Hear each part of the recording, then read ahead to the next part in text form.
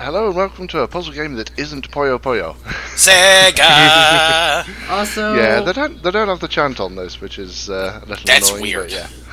But yeah. Also, that's totally not the Rare logo animation. But yeah, the game does tell you how to play it. It's pretty basic. Interestingly, the cartridge works on all consoles and actually has both the English and Japanese translations on it. Interesting. Yeah, and it just loads the correct text depending on the region of the console. Huh.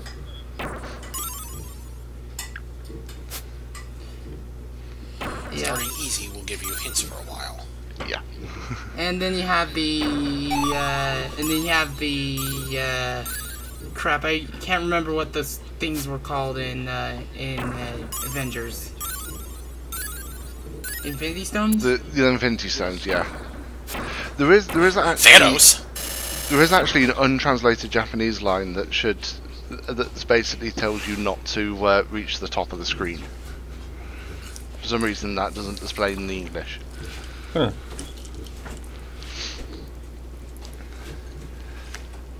Oh, that's Well, to be covered, fair. that's covered the basics of the game at least. And you also have different menus. Yeah, well there's two primary game modes. There's the regular one, which that intro basically tells you about, and then there's this, which is flash columns. And you'll notice on the bottom row, one of the gems flashes, and the game ends when you get rid of that gem. And I started with a height of 9 because otherwise it would be over in about 10 seconds. Yeah. One thing I would be asking is, like, when will we cover the other two games? Specifically, Columns 3, since that, if I remember correctly, actually has a story mode. It does. It does, yeah, but Columns 2 I think is actually arcade only. Huh. So if you were to do Columns 2, it'd be a single-parter.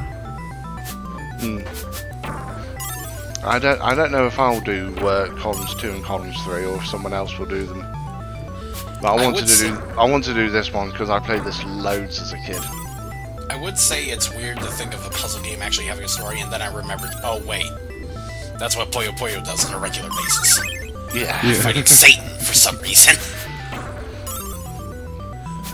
But I was more referring to that, like, because if we're gonna do Columns 3, we gotta listen to that soundtrack, man.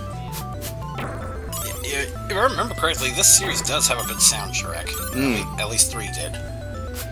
Yeah, this one's got quite a good soundtrack as well. There's 3 main themes, and they each have a pinch mode thing as well for when the thing's particular height it switches to a more sort of fast-paced version. It's just gone back to the standard Clotho now. Almost there. You almost got it. And you just sealed it. Good job. Doink. Doink. Oh, there you go. Okay, it's open again. Yep. You've done it! Get over here, Buster!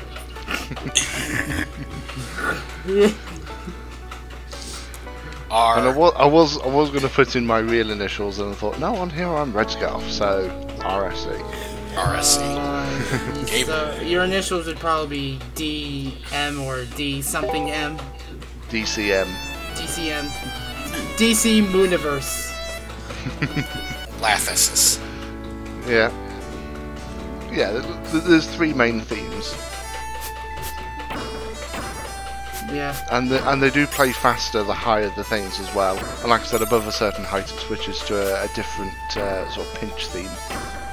You know, hearing this particular sound font makes me think of Wonder Boy 4. Kinda. I forget, was that the one that Nicholas did the game. remake of, or? No. I don't know, Nicholas did the remake of the original Wonder Boy, I think. Yeah, I think so. Dragon's Trap. The one I'm thinking of has the female protagonist, Asha. Oh. And she has a sort of Arabian aesthetic to her. I'm not familiar with the Wonder Boy series.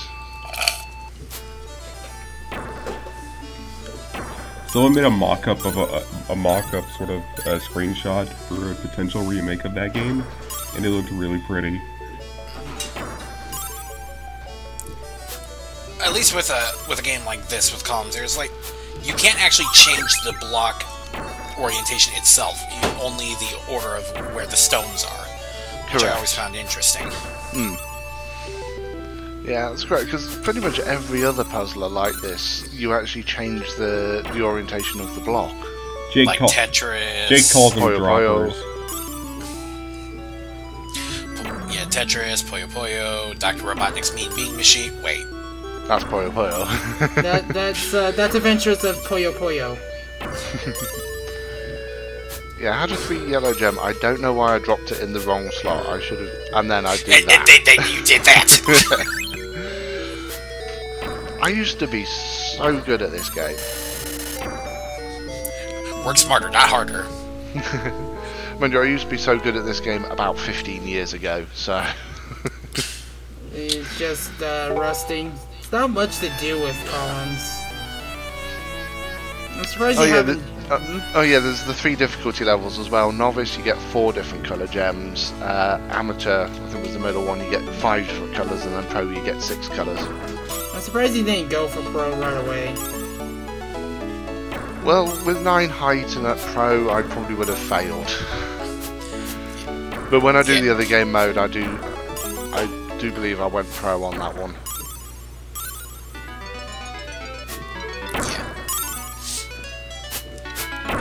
When it comes to sometimes comes to puzzle games like this, it's sometimes a little bit hard just to see the board as like, okay, I can put this here, put this here, and then that'll cause like a multi-chain combo reaction, and that'll just wipe out half the board. That's part of the reasons why I sometimes struggle with like things like Mean Bean Machine, just because I just sometimes have a little bit of trouble just trying to see that far in advance just to set up for multi-chain combos.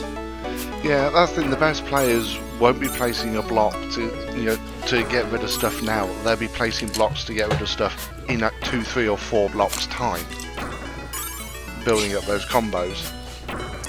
Yeah, it's like it's basically like it's just basically like you could be. To put it bluntly, trying to set up combos right in any sort of like Puyo Puyo or Mean Bean game, it's like trying to play 4th dimensional chess. Here's the thing, other Snake. You're playing 3D chess. I'm playing 4D. I'm playing checkers. I'm checkers. I don't know what the f you're playing. I love that line. Friggin' Life Arrow. Well, Life Arrow made that Why Tails doesn't go super anymore animation 10 years ago. Yeah. Yeah, I saw that. That's a good. I remember that one. That's a good one. Look at all those.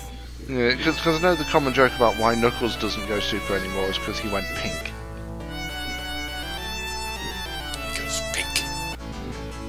Yeah, I've switched to the standard game mode for this now. Just basically just go until you die. Yeah.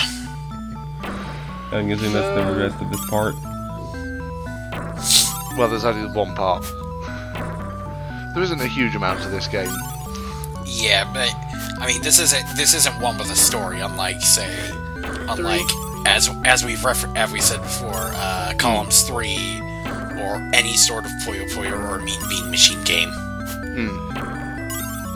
We're gonna be here for a while. I thought matching 5 gems would give you a hyper gem. Oh wait, that's Bejeweled. That's Bejeweled. Wrong game series, Giga. I think wrong company too, because if I remember correctly, Bejeweled's PopCap, not Sega. Speaking. Yes. You want to know what Bejeweled is like? Bejeweled is essentially the Chad to the Virgin Candy Crush. Yeah, I always preferred Bejeweled. Funny enough, you want to know how I originally found out about Bejeweled? What? Plants vs. Zombies. Oh, Bejeweled. Yeah, because they have a game mode. They basically have a game mode of Bejeweled like that, but you're also having to defend the lawn from zombies at the same time. I've been Sounds a bit manic. I've been familiar with PopCap ever since I used to own a Windows XP. Was it on that? PopCap, Windows XP. It's very old. We're talking about early GameCube age. Yeah. And I love my GameCube. I still think that in terms of a sequel follow-up, I think Plants vs. Zombies 2 is structurally sound as a good game. It's just the later worlds can get brutally difficult, and sometimes not for the right reasons. Basically, make it like a freaking luck wall, so they can just force you to play longer. Well, no. Here's the thing. Here's the thing. By technicality, Plants vs. Zombies 2 is a freemium game, but it's not the one that constantly forces you to buy the premium plans. You can beat the entire game without the premium plans. They make sure of that. It's just that the later difficulty, later levels, if you want to go after them, you have to be on your playing PvZ A game if you want to be able to beat that stuff. Because holy crap! To just give you an idea, there's one level. I think it's in Egypt, one of the post-boss levels. That's like 95% graves and very limited space, and you basically need to use grave busters to completely start leveling off the graves just so you can get sunflowers down in order to start producing sun. While regular zombies are starting to advance onto the lawn, by the way. I don't like how grave busters were changed in PvZ 2. Honestly, yeah. Honestly, in PvZ 2, like, the thing that disappoints me about that the most is how more uninspired it is compared, or rather, the boss was, compared to Zomboss in the first game.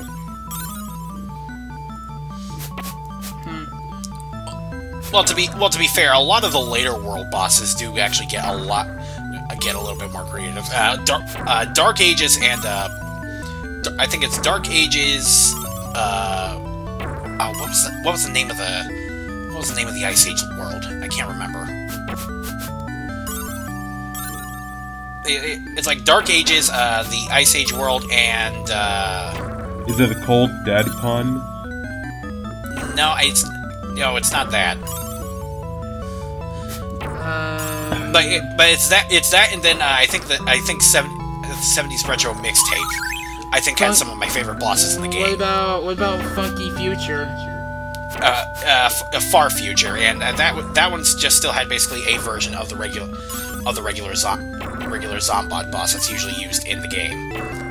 Granted, in the later versions of the game, they actually make it harder because you can't plant on the far right two rows.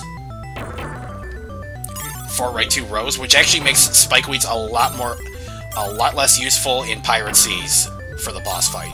If we're traveling through all periods of time, would that mean we're playing Plants vs. Zombies Warped? Well, the subtitle for PvZ 2 is "It's About Time." I know. Because of the long release date between the two, and RedScarf's about to fail. I think he's already dead. Oh no, he gets one more match. He gets two more matches. Two more matches. Three more matches. And he gets game. Oh no! Oh no! Now it's game. Level 6. Yeah, I used to be so much better. Why does this sound like stuff you hear at a church? I don't know. Time to pass out the bread and water. For some reason, I decided to just let this full theme play. Not sure why. 11, 10, 9, 8, 7, 6, 5, 4, 3, 2, 1. Game over. Oh, that was a game. And that was Columns. That was Columns. Very short, very simple, very to the point. Now tune back in for the sequel, Rose.